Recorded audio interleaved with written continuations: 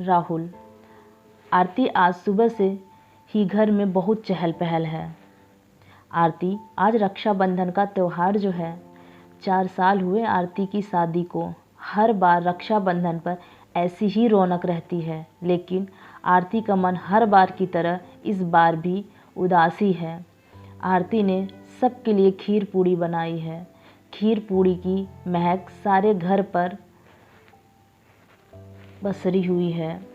आज राहुल की दोनों बहनें आ रही हैं राखी बांधने, इसलिए आज राहुल भी काफ़ी खुश है। पापा जी भी बहुत खुश हैं बुआ के आने से। वो तो 2 दिन पहले ही आ गई थी। आरती को आज अपने भैया की बहुत याद आ रही है। आरती के पिता बचपन में ही ख़त्म हो गए थे। बड़े भैया और भाभी ही सब कुछ थे उसके लिए। आरती के भाई नहीं चाहते थे कि आरती राहुल से शादी करे, लेकिन उसने सोचा था कि वक्त के साथ सब ठीक हो जाएगा, भैया भी मान जाएंगे, लेकिन ऐसा नहीं हुआ। शादी के बाद भैया ने तो उससे मुंह ही मोड़ लिया था। आरती को अपने पीहर की गालियां उसे बहुत याद आती थी। बहुत मुश्किल उसने अपने आंसुओं को रोक रखा था। भैया का बेटा और बेटी दोनों कनाडा में पढ़ रहे थे। अकेलापन तो भैया को भी सताता होगा। क्या भैया अब मुझसे कभी नहीं बोलेंगे? यही सोच रही थी आरती। कुछ ही देर में आरती की दोनों नंदें वहां पहुंच गई थी। दोनों जीजा जी और उनके बच्चे भी थे। उनके आते ही घर में रौनक छा गई थी। आरती की आंखों के सामने अतीत के चलचित्र घूम रहे थे। उसे याद आ रहा था कि कैसे रक्षाबंधन की त्यौहार तैयारी और सुबह से किया करती थी। किस तरह वह अपने भैया से राखी के दिन अपना पसंदीदा उपहार लेती थी। भैया उसके लिए एक नहीं कई उपहार लाते थे और वह अपनी किस्मत पर फूली नहीं समाती थी। भाभी की भी लाडली थी। वह अपनी बेटी की तरह चाहा था। भाभी ने उसे याद आ रही थी कि एक बार जब बचपन में वह सीढ़ियों से गिरकर चोटिल हो गई थी और पाँव में चोट के कारण चल नहीं पा रही थी, तो भैया उसे अपनी गोद में उठाकर हर जगह ले जाते थे। भैया ने हर ख्वाहिश पूरी करने की आज़ादी दी। वो चाहते थे कि आरती की शादी उनके खास दोस्त के छोटे भाई से हो, लेकिन आरती तो राहुल को ही पसंद अपना जीवन साथी मान चुकी थी। शादी से पहले आरती सोचा करती थी कि पिता की तरह स्नेह और संरक्षण देने वाले भाई की छत्र छाया में उसका मायका हमेशा गुलजार रहेगा।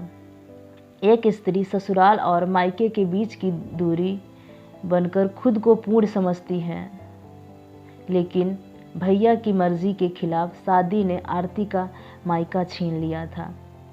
भारी मन से आरती रसोई की ओर बढ़ गई। वह सबका खाना लगाने ही वाली थी कि मम्मी जी ने यह कहकर रोक दिया कि पहले मुहूर्त के अनुसार राखी बंधवाने का कार्यक्रम होगा, फिर सब साथ बैठकर खाना खाएंगे। वह राहुल के साथ बैठ गई थी सोफे पर। पास में ही मामा जी, पापा जी बैठे थे। बुआ जी ने सबके राखी बांधी और फिर उसकी दोनों नंदे सपना और पूजा ने भी। इस सारी चहल पहल के बीच आरती गुमसुम सी बैठी थी।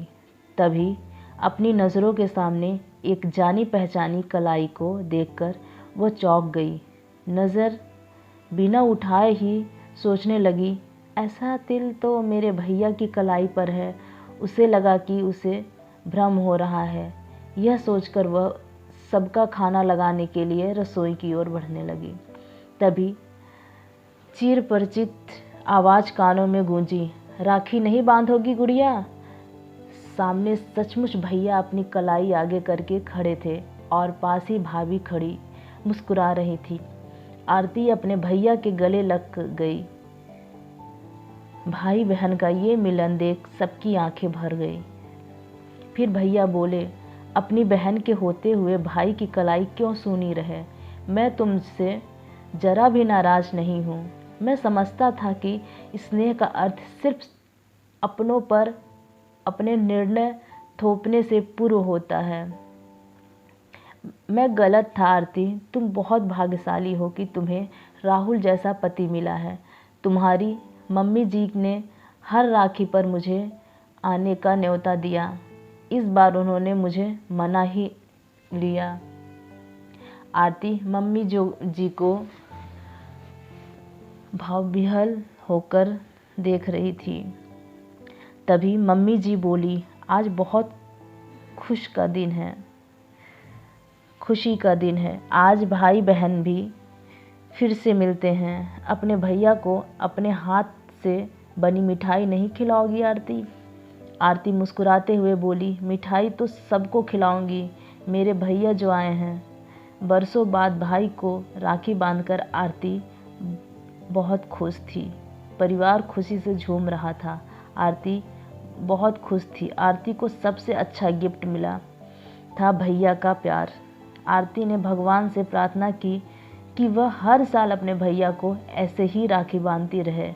दोस्तों, कहानी पसंद आई हो तो एक लाइक और अपने दोस्तों से शेयर करना मत भूलिए। रोज़ाना ऐसे ही कहानियों के लिए फॉलो करें, कमेंट करें। धन्यवाद।